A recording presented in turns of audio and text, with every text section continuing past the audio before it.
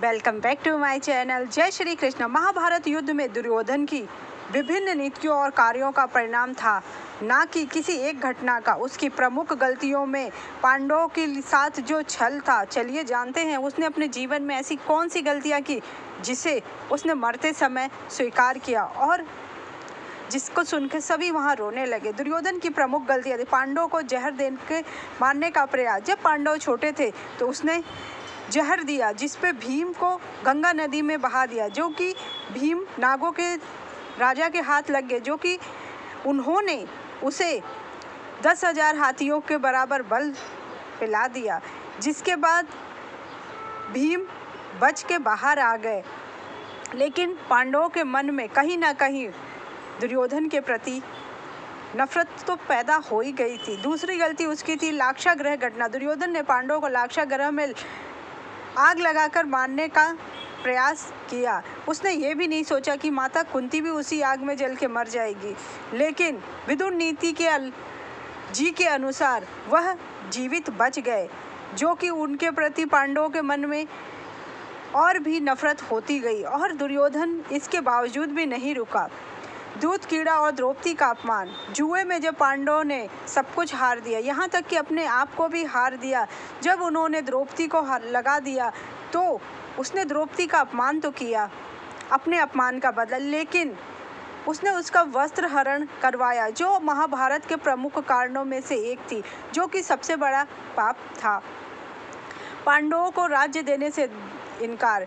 युद्ध के बाद भी पांडवों को उनका राज्य लौटाने से दुर्योधन का इनकार करना शांति स्थापित में बड़ी बाधा बना और युद्ध को निश्चित कर दिया। जब भगवान श्री कृष्ण ने दुर्योधन से सिर्फ पांडवों के लिए 5 गांव मांगा तो भी उसने उसे ठुकरा दिया।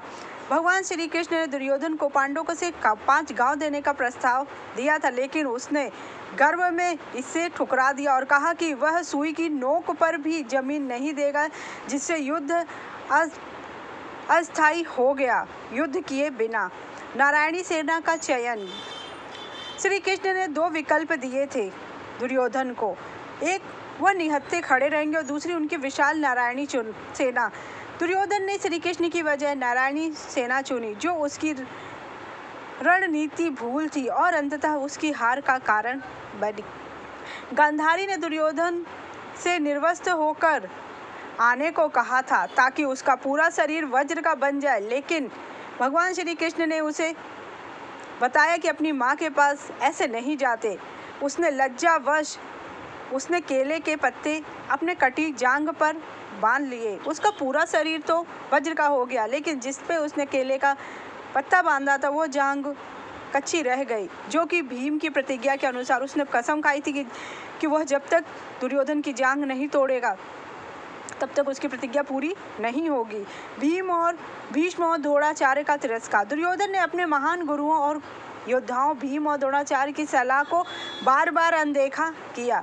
युद्ध के नियमों का उल्लंघन भी उसने किया। युद्ध के नियमों का उल्लंघन करने और धर्म की मर्यादा तोड़ने के कारण भी उसे और उसके साथियों को अधर्मियों की तरह मारा गया, कि उसने अभिमन्यु को छल से मारा था, जहां 7 महारथियों ने मिलकर एक निहत्थे अभिमन्यु को मारा। उसका परिणाम ये हुआ कि अभिमन्यु तो मारा गया, उसके बाद कर्ण को भी उसी तरह मरना पड़ा, उसके बाद द्रोणाचार्य को भी मरना पड़ा, क्योंकि एक बार अगर किसी ने युद्ध की रणनीतियों का उल्लंघन कर दिया तो वह आप पीछे नहीं हट सकते। दुर्योधन गलतियों पे गलतियां करता गया।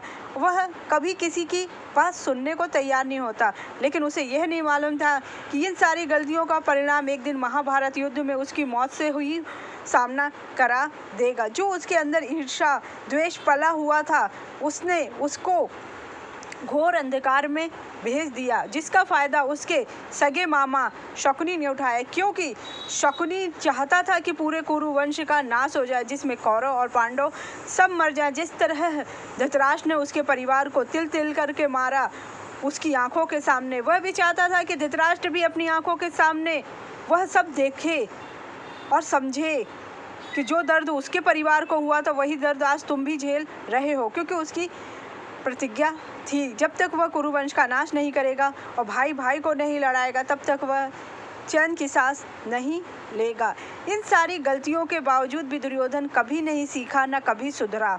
वह गलतियों पे गलतियां करता चला गया। उसको भगवान श्री कृष्ण ने कितनी बार समझाने का प्रयत्न किया, उसके बड़ों ने समझाने का प्रयत्न किया, यहाँ तक कि उनकी माँ ने भी उसे समझाना। जब वह पैदा हुआ तो विदुर ने कहा कि इसे मार दो, यही विनाश का कारण बनेगा, लेकिन धृतराष्ट्र ने उसकी बात नहीं मानी। अगर आपको मेरी जानकारी अच्छी लगी तो मेरे चैनल को लाइक कीजिए, सब्सक्राइब कीजिए, शेयर कीजिए।